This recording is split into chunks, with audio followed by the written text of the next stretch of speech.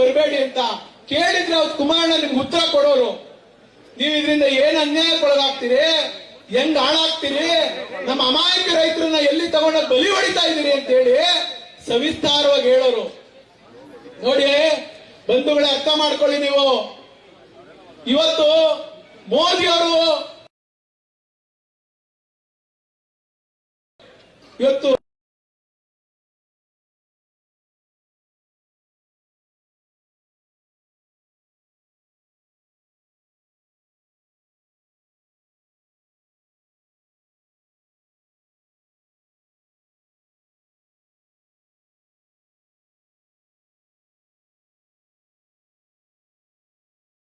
Township ಮಾಡಿಲ್ವಾ ಅಂತ ಹೇಳಿ ಭಾಷಣ ಮಾಡ್ತಾರೆ ಮಾನ್ಯ ಮುಖ್ಯಮಂತ್ರಿ. ಅವರು ಮಾಡಿರೋದು ಗುಜರಾತ್ನಲ್ಲಿ ಒಂದು ಸಮುದ್ರದ ಪಕ್ಕ ಉಪ್ಪು ನೀರು ನಿಂತಿರ್ತಕ್ಕಂಥ ಬಯಲು ಪ್ರದೇಶವನ್ನ ಅವತ್ತು 20,000 ಎಕರೆ ಆಯ್ಕೆ ಮಾಡಿ ಒಂದೇ ಒಂದು ಮರ ಅಲ್ಲ, ಒಂದು ಗಿಡನೂ ಕೂಡ ಅವರು ಅಲ್ಲಿ ಇಲ್ಲದೆ ಇರತಕ್ಕಂಥ ಜಾಗವನ್ನ ಅಕ್ವೈರ್ ಮಾಡಿ ಅದು ವ್ಯವಸಾಯಕ್ಕೆ ನಿರುಪಯುಕ್ತವಾದ ಜಮೀನನ್ನಂತ ರೈತರುಗಳು ಏನ್ ಹೇಳ್ತಾರೆ, ಅಲ್ಲಿ ಒಂದು ಟೌನ್ಶಿಪ್ ಅನ್ನ ಕಟ್ತಾರೆ.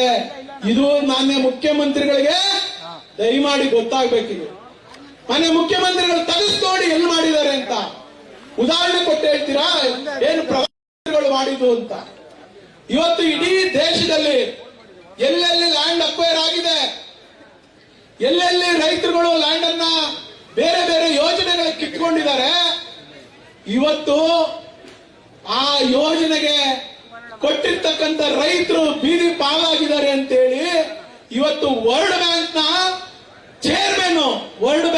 ಚೇರ್ಮನ್ ಇವತ್ತು ಒಂದು ವಿಡಿಯೋ ಮಾಡಿ ಕಳಿಸಿದ್ದಾರೆ. ವಿಡಿಯೋ ಮಾಡಿ ಕಳಿಸಿದ್ದಾರೆ ಅಂದ್ರೆ ನಮಗೆಲ್ಲ ದೇಶಕ್ಕೆ ಕಳಿಸಿದ್ದಾರೆ. ಯಾರು ಅಕ್ವೈರ್ ಒಳಗಾಗಬೇಡಿ, ನಿಮ್ಮ ಹತ್ರ ದುಡ್ಡು ಉಳಿಯಲ್ಲ. ಎಲ್ಲಿ ಪಂಜಾಬ್ನಲ್ಲಿ ಇರ್ಬೇಕು, ರಾಜಸ್ಥಾನದಲ್ಲಿ ಇರ್ಬೋದು, ತಮಿಳುನಾಡು, ಆಂಧ್ರ ಎಲ್ಲಾದ್ರೂ ಭೂಮಿ ಕಳ್ಕೊಂಡಿದ್ರೆ ಯಾವ ರೈತನ ಹತ್ರ ದುಡ್ಡು ಇಲ್ಲ ಅಂತೇಳಿ ವರ್ಲ್ಡ್ ಬ್ಯಾಂಕ್ ನ ಚೇರ್ಮನ್ ಇವತ್ತು ಒಂದು ವಿಡಿಯೋ ಮಾಡಿ ಸಾಮಾಜಿಕ ಜಾಲತಾಣದಲ್ಲಿ ಬಿಟ್ಟಿದ್ದಾರೆ. ಅಂದ್ರೆ ಯಾರ ಹತ್ರ ದುಡ್ಡು ಉಳಿತದೆ ಸ್ವಾಮಿ? ನೆನ್ನೆ ಮಾನ್ಯ ಮುಖ್ಯಮಂತ್ರಿಗಳು ಹೇಳ್ತಾರೆ, ನಾವು ಯಾರು ದುಡ್ಡು ಕೇಳಬೇಡಿ, ದುಡ್ಡು ತಗೊಳಕ್ ಹೋಗ್ಬೇಡಿ, ನನ್ನ ರೈತ ಬಂಧುಗಳೇ ನೀವೆಲ್ಲ ಲ್ಯಾಂಡ್ ಶೇರ್ ತಗೊಳ್ಳಿ. ಯಾಕೆ ಸ್ವಾಮಿ ದುಡ್ಡು ಇಲ್ವಾ? ಯಾವಾಗ ಲ್ಯಾಂಡ್ ಶೇರ್ ಕೊಡೋದು ನೀವು? ಈ ಯೋಜನೆ ಆಗ್ಬೇಕು ಅಂದ್ರೆ ಕನಿಷ್ಠ 10 ವರ್ಷ ಬೇಕು. ನೀವೆಲ್ಲ ಒಪ್ಪಿ ಈ ಯೋಜನೆ ಆಗ್ಬೇಕು ಅಂದ್ರೆ ಕನಿಷ್ಠ 10 ವರ್ಷ ಬೇಕು.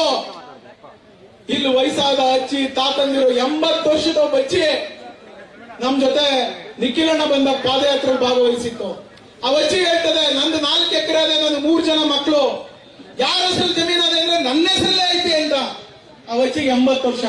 ಯಾಕೆ ಅಜ್ಜಿ ಮಕ್ಕಳ ಹೆಸರು ಕೊಡಲ್ವಾ ಅಂದ್ರೆ, ನೋಡು ಇಷ್ಟು ದಿನ ಕೊಟ್ಟಿರ್ಲಿಲ್ಲ ನಾನು, ಇವತ್ತನ್ನ ಕೊಟ್ರೆ ನನ್ ಮಕ್ಕಳು ದುಡ್ಡು ತಗೊಬಿಡ್ತಾರೆ ಅನ್ನೋ ಭಯ ನನಗೆ, ನನ್ನ ಮೊಮ್ಮಕ್ಕಳಿಗೆ ವಿಲ್ ಮಾಡಿ ಸಾಯ್ತೀನಿ ಅಂತ ಆ ಒಂದು ಅಜ್ಜಿ ಹೇಳ್ತಾರೆ. ಅಂದ್ರೆ ಆ ಅಜ್ಜಿ ಬದ್ಧತೆ ಹೇಳ್ತೀನಿ ಅಂತ ನಮ್ಮ ರೈತ ಅರ್ಥ ಮಾಡ್ತಾರೆ.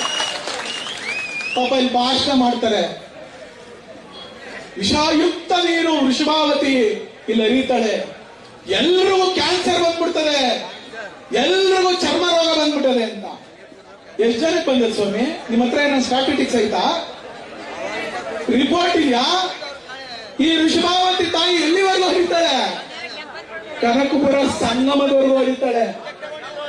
ನಿಮ್ ತಾಲೂಕು ಬರ್ತದಲ್ಲ ಮಾನ್ಯ ಮುಖ್ಯಮಂತ್ರಿಗಳೇ, ನಿಮ್ ತಾಲೂಕಿಗೆ ಡ್ಯಾಮ್ ಕಟ್ಟಿದಿರಲ್ಲ, ಆರೋಬೆಲೆ ಡ್ಯಾಮು. ಆರೋಬೆಲೆ ಡ್ಯಾಮ್ ಸುತ್ತ ಇರ್ತಕ್ಕಂಥವ್ರಿಗೆಲ್ಲರಿಗೂ ಕ್ಯಾನ್ಸರ್ ಬಂದ್ಬಿಟ್ಟಿದೆ. ಹಾಗಾದ್ರೆ ಯಾರಾದ್ರೂ ಮಾತನಾಡ್ಬೇಕಾದ್ರೆ ಒಂದು ತನ ಇಟ್ಕೊಂಡು ಮಾತನಾಡ್ಬೇಕು. ನಾನು ಬಹಳಷ್ಟು ವಿಚಾರಗಳನ್ನ ನಿಮ್ಗೆ ತಿಳಿಸಿದ್ದೀನಿ. ಇವತ್ತು ಕೂಡ ಜಾಸ್ತಿ ಮಾತನಾಡಕ್ ಹೋಗೋದಿಲ್ಲ. ನಮ್ಮ ನಿನ್ನೆ ದಿವಸ ರವಿ ಕೃಷ್ಣಾರೆಡ್ಡಿ ಬಂದಿದ್ರು, ಮೈಸೂರು ಭಾಗದಿಂದ ರೈತರ ಸಂಘ ಬಂದಿದ್ರು, ಈ ಭಾಗದಿಂದ ಬೇರೆ ಬೆಳಗಾವಿಯಿಂದ ಬರ್ತಾರೆ, ಧಾರವಾಡದಿಂದ ಬರ್ತಾರೆ, ಬೇರೆ ಬೇರೆ ಪ್ರದೇಶದಿಂದ. ಯಾರಿಗೋಸ್ಕರ ಬರ್ತಾವ್ರೆ? ಇಲ್ಲಿ ನೀವು ಜಮೀನ್ ಮಾರ್ಬಿಡಿ ಅಂತ ಬರ್ತಾವ್ರ? ಜಮೀನ್ ಉಳಿಸ್ಕೊಳ್ಳಿ, ನೀವು ಜಮೀನಿನ ಆಸ್ತಿ ಉಳಿಸ್ಕೊಂಡ್ರೆ ನಿಮ್ ಗೌರವ ಅಂತ ಹೇಳಿ ಅವ್ರು ನಿಮ್ಗೆ ಆತ್ಮಸ್ಥೈರ್ಯ ಕೊಡಕ್ ಬರ್ಲಿಕ್ಕೆ, ನಿಮ್ಗೆ ನಿಮ್ ಹೋರಾಟಕ್ಕೆ ಸಹಕಾರ ನೀಡಕ್ ಬಂದ್ರೆ ಅವ್ರನ್ನ ತಡೆದು ಅಡ್ಡಾಕಿ ನೀವು ಯಾಕೆ ಇಲ್ಲಿ ಬರೋದು ಅಂತ ಕೇಳ್ತೀರಲ್ಲ. ಇದು ಯಾರಪ್ಪನ ಮನೆ ಸೊತ್ತಪ್ಪ? ಯಾರಪ್ಪನ ಮನೆ ಸೊತ್ತು ಅಲ್ಲ. ನಮ್ಮ ರೈತರ ಆಸ್ತಿನ ರೈತರು ಉಳಿಸ್ಕೊಳ್ಳಕ್ಕೆ ಅವ್ರಿಗೆ ಹಕ್ಕೈತೆ. ಅದಕ್ಕೋಸ್ಕರನೇ ಅವ್ರು ನಮ್ಮ ಭೂಮಿ ನಮ್ಮ ಹಕ್ಕು ಅಂತೇಳಿ ಹೋರಾಟ ಮಾಡ್ತಾ ಇದಾರೆ, ಬೇರೆ ಏನಂತಾನು ಹೋರಾಟ ಮಾಡ್ತಾ ಇಲ್ಲ. ದಯಮಾಡಿ ಇದನ್ನೆಲ್ಲ ಸೂಕ್ಷ್ಮವಾಗಿ ಅರ್ಥ ಮಾಡ್ಕೊಳ್ಳಿ ಮುಖ್ಯಮಂತ್ರಿಗಳೇ. ನಿಮ್ಮ ಬಾಲಕೃಷ್ಣ ಅವ್ರ ಹೇಳಿಕೆಗೋ, ರಂಗನಾಥ್ ಹೇಳಿಕೆಗೋ, ಅಥವಾ ಅಲ್ಲಿ ಯಾರೋ ಒಬ್ಬ ಇದಾನೆ ಚಿಕ್ಕಬಳ್ಳಾಪುರದಲ್ಲಿ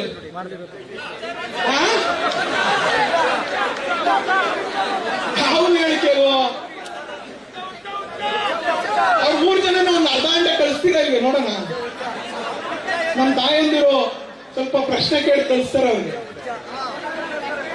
ಬಾಲಕೃಷ್ಣ ಅಲ್ಲ ರೀ, ನಿಮ್ಗೆ ಏನಾದ್ರೂ ಟವಲ್ ಹಾಕಬಿಟ್ಟವ್ರಂತ ಅವ್ರು ಮುಖ್ಯಮಂತ್ರಿ ಹತ್ರ, ಈ ಚೇರ್ ನಂಗೆ ಬೇಕೇ ಬೇಕು, ನಾನು ಮಂಡ್ಯದೊಳಗೆ ಉಸ್ತುವಾರಿ ಸಚಿವ ಆಗ್ಬೇಕು, ಬೇಕೇ ಬೇಕು ಅಂತ ಟವಲ್ ಹಾಕಬಿಟ್ಟವ್ರು. ಏನ್ ಬಾಯಿ ಬಂದಂಗ್ ಮಾತಾಡ್ತಾರೆ ಕುಮಾರಣ್ಣವ್ರ ಬಗ್ಗೆ. ಎಲೆಕ್ಷನ್ ಟೈಮಲ್ಲಿ ಮಾತಾಡೋಣ ಅಂದ್ರೆ ಮಾತಾಡಲ್ಲ.